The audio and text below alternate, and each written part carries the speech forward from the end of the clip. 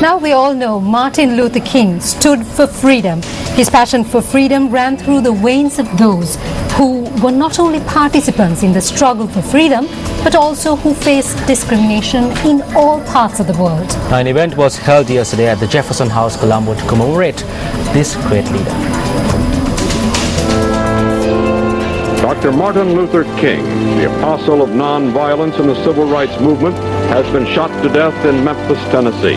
In the friend's words, the bullet exploded in his face. On April 4, 1968, Martin Luther King was shot dead in the southern U.S. city of Memphis, Tennessee. He was shot in the neck as he stood on a hotel balcony and died in hospital soon afterwards. In shock and in anger, immediately after his assassination, riots broke out in over 100 cities. Some of the biggest riots took place in Washington, D.C., Baltimore, Louisville, Kansas City, and Chicago. On April 1968, in the town of Atlanta, Georgia, thousands of people followed the casket of Martin Luther King to the memorial service. The campaign for a federal holiday in King's honor began soon after his death. President Ronald Reagan signed the holiday into law in 1983 and it was observed 3 years later. It was officially observed in all 50 states for the first time in 2000.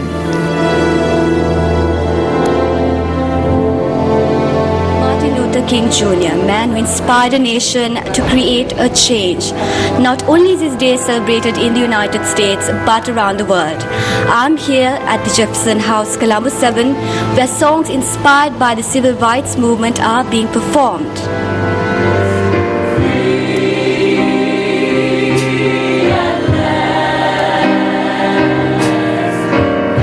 This is his birthday in January, and this was made a federal law actually in 1986 to commemorate the life of Dr. Martin Luther King. And so much of what Dr. King stood for, reconciliation, working across racial lines, and really working for civil rights of all Americans, are the legacy that we really have today, and that's why we celebrate Dr. King. 46 years after, Martin Luther King's legacy still continues.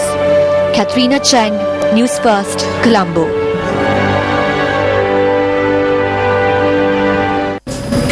Well, you're watching Primetime News at 9. Come to live on MTV Sports and Shakti TV from our Newsfirst Center here in Colombo. Next, we have our investigative news series, Action TV.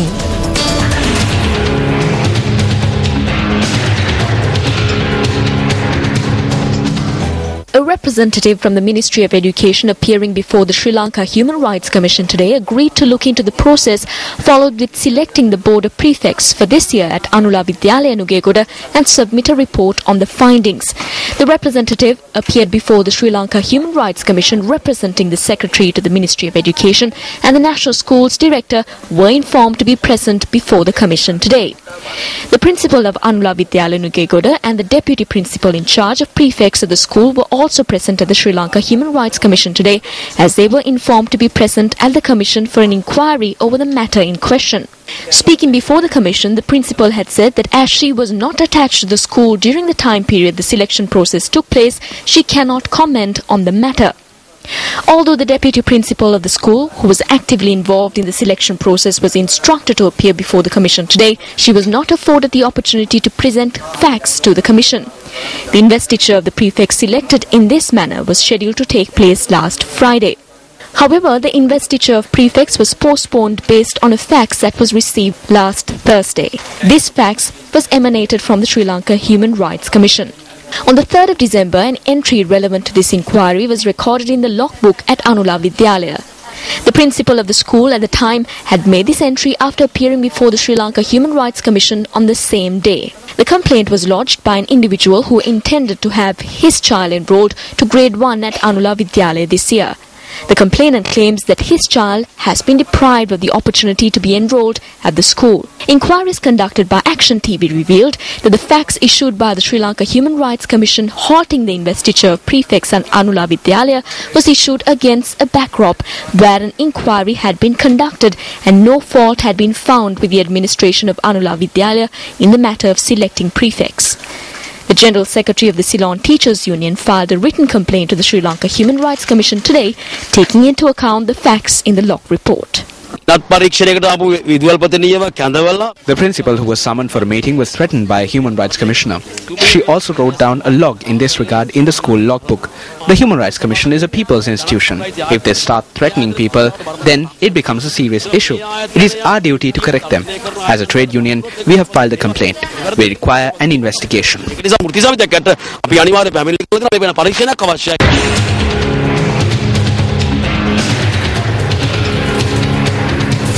Now, still in local news, President Mahinda Rajapaksa visited the temple of Tooth Relic in Kandy this morning. After paying homage to the temple of the Truth Relic, the president met with the Mahanayaka Theros. President Rajapaksa first visited the Malwatu Mahanayaka Thero, Venerable Tibbatuave Sri Sumangala Thero, and received his blessings. The president thereafter visited the Mahanayaka Thero of the Askiri chapter, Venerable Udugam Sri Buddharakita Thero, and inquired into his well-being.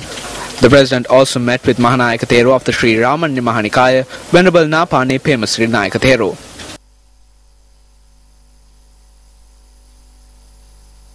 Meanwhile, President Rajapaksa also participated at an event held in lieu of Thai Pongal at the Bogambara grounds in Kandy.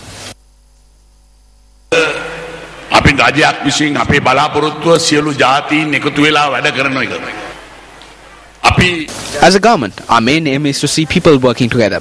If we act in a divided manner, we won't be able to develop the country. This country belongs to all of us. We should not spread hatred. The main aim of the opposition these days isn't to guide the government. It is to baselessly sling mud. If we engage in some activity, they ask, who is it for? It is a problem if we develop something. It is also a problem if we don't develop something.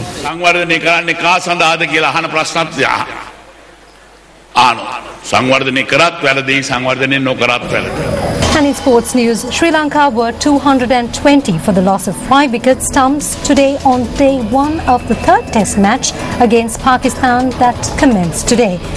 Dilruwan Perera entered history as the 126th Sri Lankan cricketer to play test cricket. Now, Captain Angelo Matthews won the toss and elected to take first release of the Sharjah wicket. Fast bowler Nuwan Pradeep was rested today and right-arm spinner Dilruwan Perera was called in as his replacement. Following an opening stand of 31 runs, Kaushal Perera became Sri Lanka's first casualty as he was dismissed for 17 runs. Dimuth Kanaratne was only able to manage 34 runs before he was caught in a slips. Meanwhile, Kumar Sangakkara recorded his 44th half-century in Test cricket. Sangakkara's innings today, however, was limited to 52 runs. Mahalaja Wadana, who took to steady the Sri Lankan innings, only managed to score 47 runs before being undone. Dinesh Chandimal only managed to score 11 runs. Wasn't a free-flowing bowler and got to his 50. That's a great knock. That's the wicket they were looking for. With that, we wrap up primetime news for tonight. It's a pleasure having you with us. For the Newsfirst team, I'm Minoshi Ratnasekara. And I'm Shahan Jurangpati. Good night and take care. Newsfirst at 9.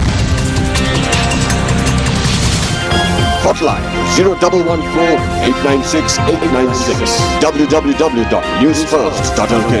Feedback at newsfirst.lk.